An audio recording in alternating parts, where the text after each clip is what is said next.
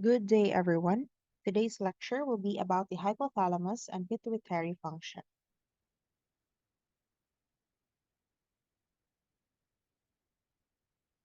At the end of this lecture, we must be able to describe the structure and function of the pituitary gland, list the hormones synthesized by the pituitary gland, state the peripheral effects of the hormones released, list the lab tests used to assess pituitary function.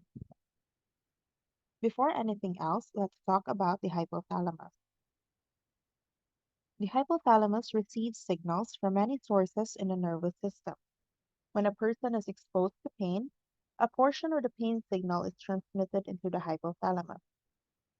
Even the concentrations of nutrients, electrolytes, water, and various hormones in the blood excite or inhibit various portions of this organ.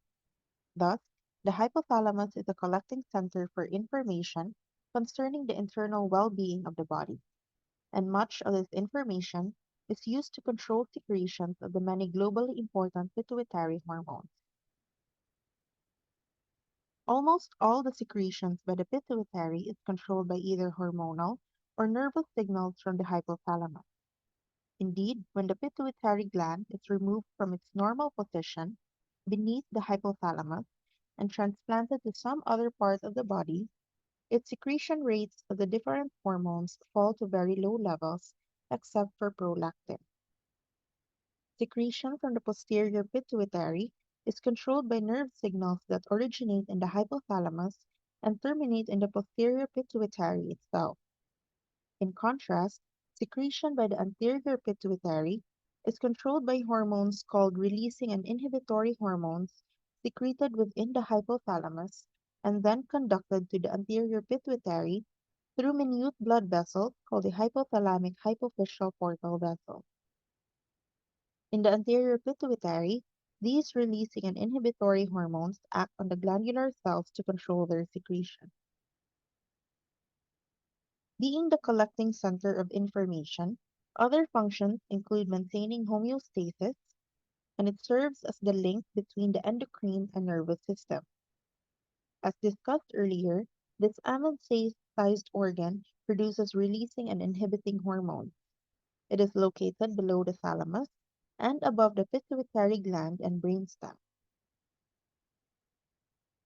The hypothalamus manufactures small peptide hormones known as releasing or inhibitory factors, which are as follows.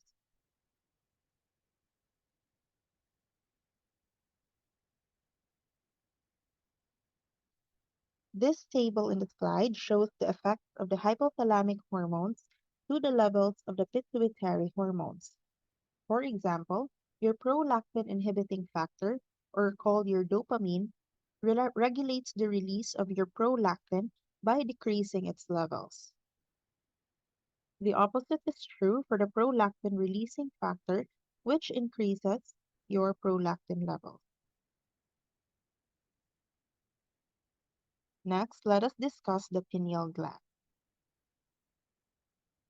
In this slide, you can see the neighboring structures of the pineal gland. The pineal gland is located behind the third ventricle and is bathed in cerebrospinal fluid supplied through a small pineal recess of the third ventricle, which projects into the stalk of the gland. The gland is a pine cone-shaped gland, hence the name. It is composed of neuroglial cells and secretory cells called your pineal cells. The exact function of the pineal gland is still a mystery, but it is notably the source of your melatonin, a serotonin-derived hormone. Your melatonin modulates sleep pattern in both circadian and seasonal cycles. During daylight hours, it is secreted in low levels. The opposite is true during the night, where there is stimulation for its release.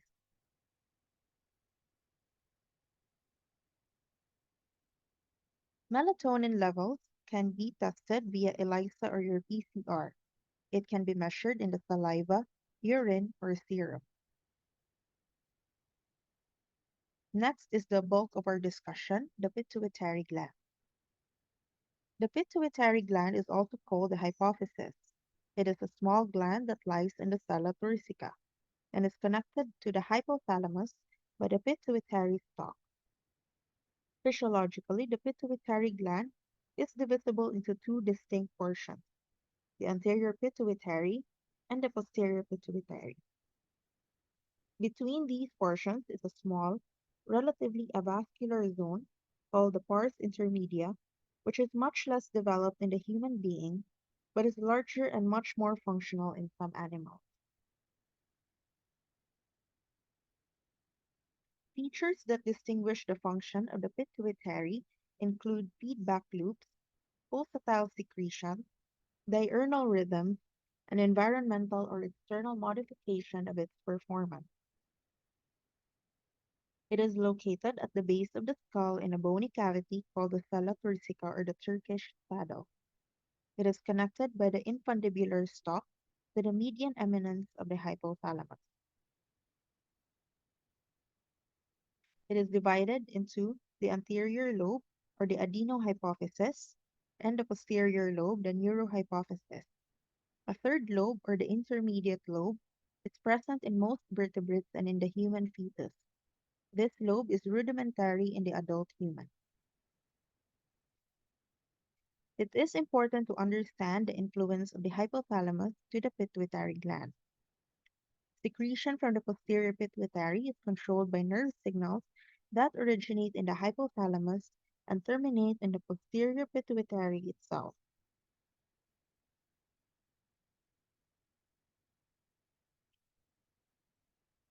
The posterior pituitary gland.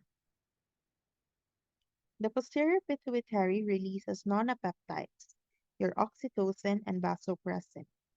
Unlike the anterior pituitary, this posterior pituitary is little more than a repository where hormones are held until they are secreted. The neurohypophyseal system comprises neural tissue and neurons of the supraoptic and paraventricular nuclei of the hypothalamus. These neurons are located in and travel through the median eminence and pituitary stalk, with the nerve endings projecting to the posterior lobe of the pituitary gland. One of the nonapeptide hormone produced by the neurohypophysis is the oxytocin. Oxytocin is one of the two hormones produced by the posterior pituitary. It is secreted in association with a carrier protein. It stimulates contraction of the gravid uterus at term pregnancy, or what we call the Ferguson reflex. Hence, it stimulates uterine contractions, especially during delivery and lactation. It is released in response to neural stimulation of receptors in the birth canal, uterus, and of touch receptors in the breast. Synthetic preparations of oxytocin are used to increase weak uterine contractions during labor and to aid in lactation. Its structure is similar to that of antidiuretic hormone, but with isoleucine rather than phenylalanine at position 3 and leucine instead of arginine at position 8.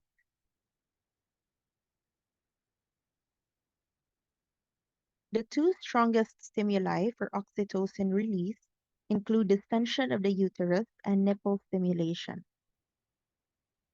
Stimulation of tactile receptors located around the nipples of the breast initiates an action potential that propagates along afferent nerve fibers through the spinal cord and midbrain to the hypothalamus. The cell bodies in the paraventricular nucleus are then stimulated, resulting in the episodic release of oxytocin, and this is then carried by the blood to the breast. It causes contraction of myoepithelial cells that lie outside of and form a lattice work surrounding the alveoli of the mammary gland. In less than a minute after the beginning of suckling, milk begins to flow. This process is called milk ejection or milk letdown. It is important to remember that oxytocin is present in both males and females, but its effects are known only for females. This is the gross appearance of excised breast tissue, composed mainly of fatty tissue. Radioimmunoassay method is effective in the measurement of oxytocin in plasma.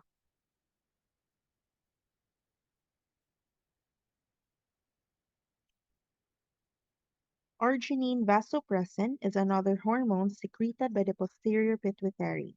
It is also called antidiuretic hormone. ADH responds to extracellular fluid changes detected by osmoreceptors in the organum vasculosum or the anteroventral wall of the third ventricle in the brain. Factors that increase your ADH secretion include increased serum osmolarity, volume contraction, pain, nausea, hypoglycemia, and nicotine. Remember that low blood volume and low blood pressure stimulate antidiuretic hormone secretion. Factors that decrease your ADH secretion include alcohol and decreased serum osmolarity. The most important renal function of ADH is to increase the water permeability of the distal tubule, the collecting tubule, and collecting duct epithelia. This effect decreases urine production, so helping the body to conserve water in circumstances such as dehydration.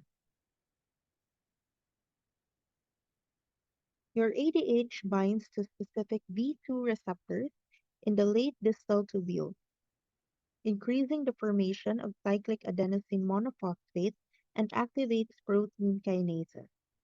This action in turn stimulates the movement of an intracellular protein called aquaporin 2 to the luminal side of the cell membrane. The molecules of aquaporin 2 cluster together and fuse with the cell membrane by exocytosis to form water channels that permit rapid diffusion of water through the cells.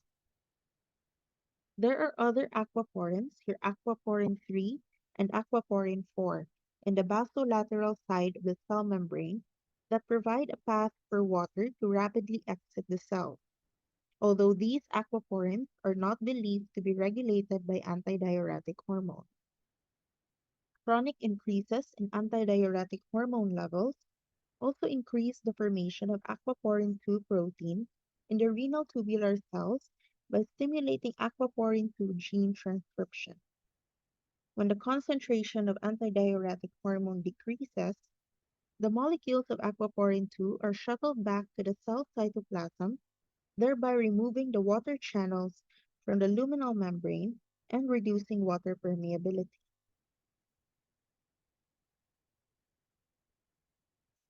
The physiologic functions of your antidiuretic hormone include control of water homeostasis, induces generalized vasoconstriction,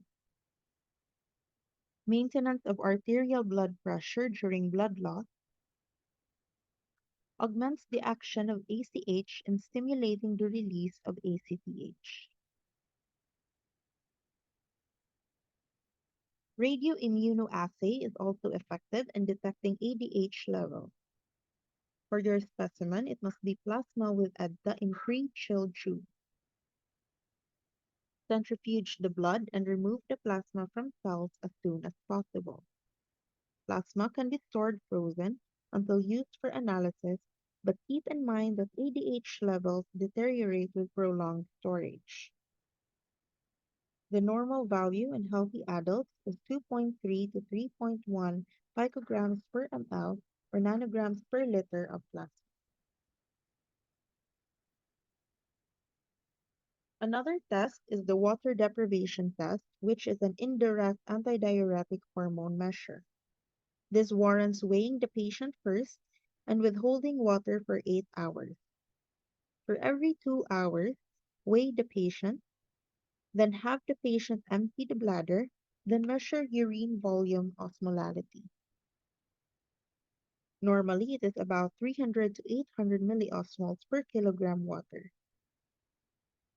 Then obtain a blood sample. Measure your plasma osmolality. You may stop the test if the result is more than 300 milliosmoles per kilogram, which means the patient is dehydrated.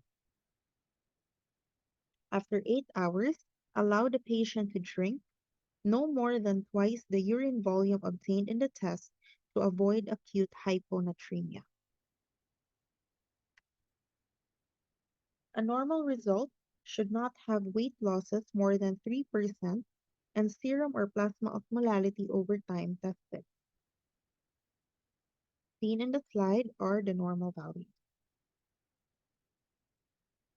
or the reference ranges.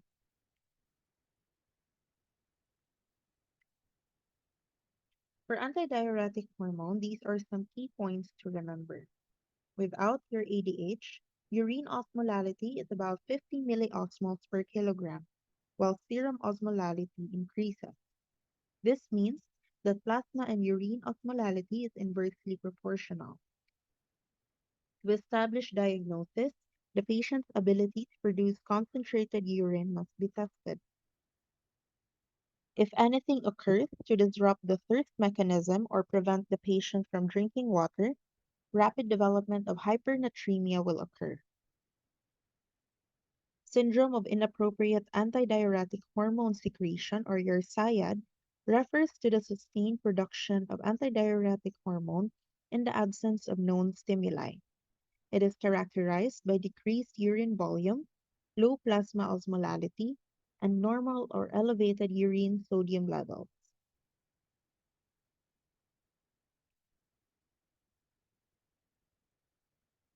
Next, the anterior pituitary gland.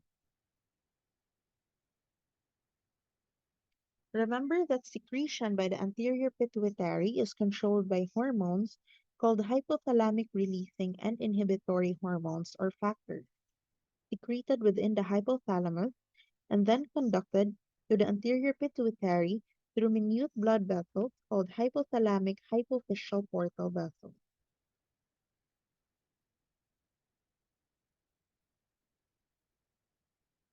The anterior pituitary is capable of producing these hormones that act on other endocrine organs to produce hormones.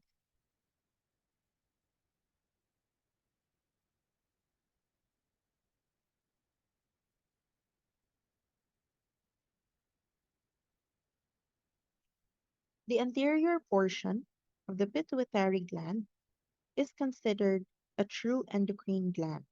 It regulates the release of many hormones. The chemical configuration of pituitary hormones also differ. They can either be peptides or glycoproteins.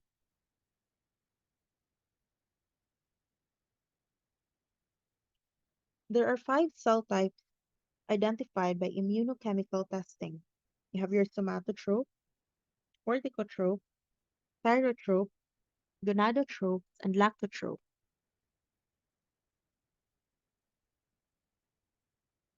Secretory cells of the anterior pituitary have a staining property which is evident using your H&E stain.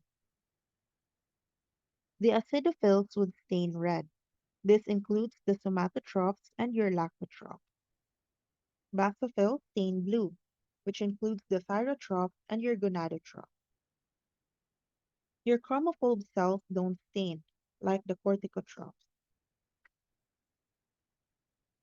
The chemical configuration of pituitary hormones also differ. It may either be polypeptides like your growth hormone, glycoproteins like your FSH, LH, and TSH, and single chain peptides without disulfide bonds like your ACTH.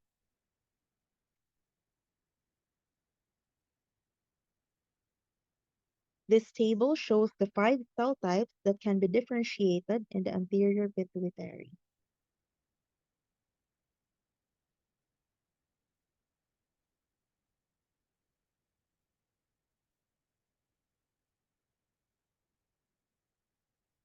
This is a diagram showing the different cells in the anterior pituitary gland. Alpha cells are the acidophils, whereas the beta cells are the basophils.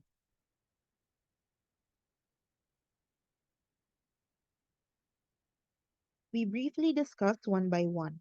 First, your growth hormone or your somatotropin. Your growth hormone or the somatotropin is a small protein molecule that contains 191 amino acids in a single chain and has a molecular weight of 22,005. It causes growth of almost all tissues of the body that are capable of growing. It promotes increased sizes of the cells and increased mitosis, with development of greater numbers of cells and specific differentiation of certain types of cells such as bone growth cells and early muscle cells. Aside from its general effect in causing growth, growth hormone has multiple specific metabolic effects. It increases the rate of protein synthesis in most cells of the body, increased mobilization of fatty acids from adipose tissue, increased free fatty acids in the blood, increased use of fatty acids for energy, and decreased rate of glucose utilization throughout the body. Thus, in effect, your growth hormone enhances body protein, decreases fat stores, and conserves carbohydrates. Growth hormone is the most abundant of all pituitary hormones.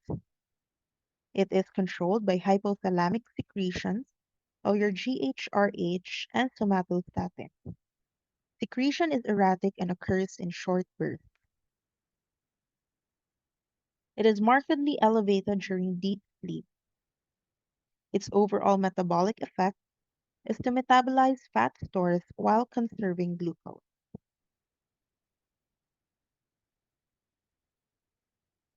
It is structurally similar to your prolactin and placental lactogen, hence they have overlapping biological effects. Plasma concentration in normal healthy adults remains stable and low during the daytime hours. As mentioned earlier, the secretion of your growth hormone is controlled by somatocrinin and somatostatin as stimulatory and inhibitory hormones, respectively. Other stimuli that induce the release of growth hormone include hypoglycemia, exercise, stress, high protein diet, starvation, and oral contraceptive pills.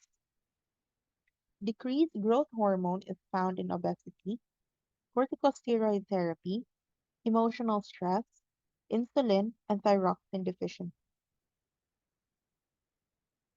This slide shows some other factors that stimulate, suppresses, and inhibits growth hormone.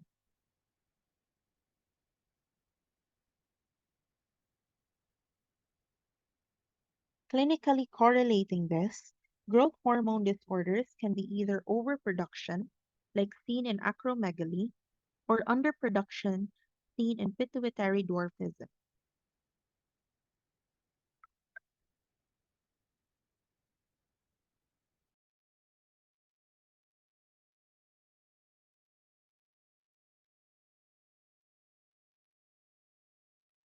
Another type of cell in the anterior pituitary are gonadotropes, which produces your FSH and LH.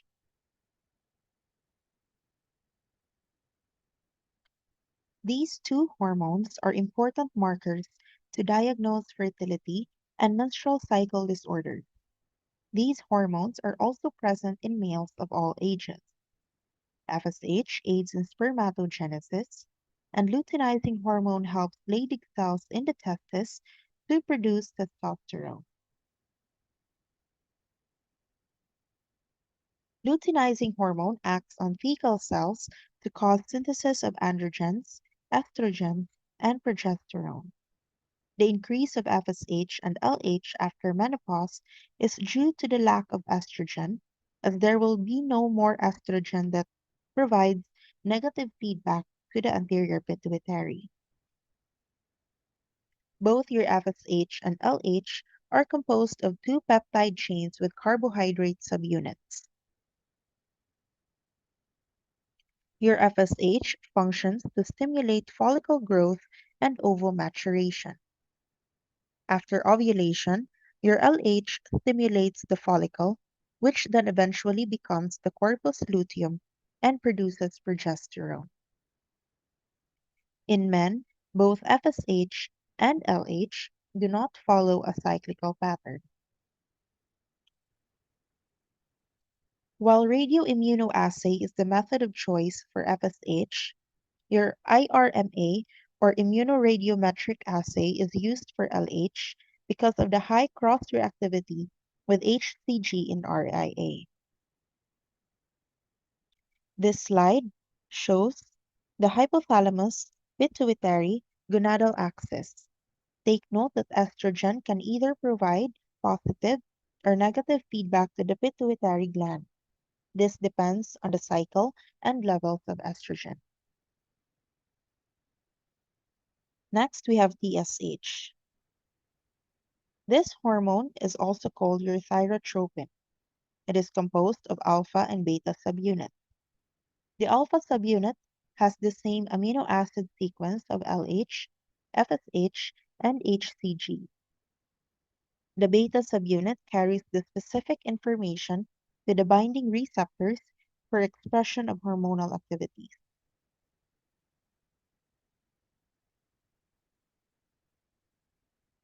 Next is ACTH. It is a single chain peptide that is without disulfide bond. It is produced in response to low cortisol. Low ACTH will cause atrophy of the adrenal gland. The highest ACTH level is between 6 to 8 a.m. and the lowest level at 6 to 11 p.m. To get specimens for quantification, glass should not be used as ACTH adheres to glass, causing false low levels, so plastic tubes are used. Increased levels are seen in Addison's disease, ectopic tumors, and after protein-rich meals. Lastly is your prolactin. Prolactin is a pituitary lactogenic hormone, meaning it functions in the initiation and maintenance of lactation. It also acts in conjunction with estrogen and progesterone to promote breast tissue development. Increased levels of prolactin can be seen in cases of menstrual irregularity, PCOS, hypothyroidism. That is why it is essential to get TSH and FT4 levels to rule out hypothyroidism as a cause.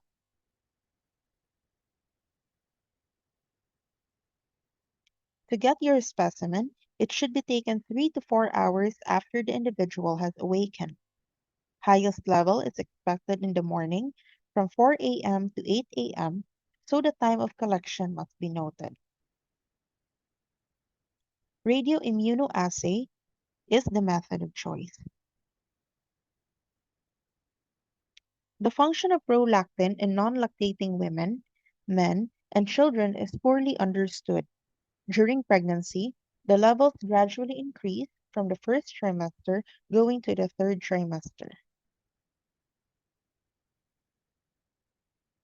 Regulation is controlled by dopamine, which is also an inhibitory factor of your prolactin. If dopamine levels decline, your prolactin would increase, and vice versa. Other hormones, like your TRH, induce the increase of your prolactin levels.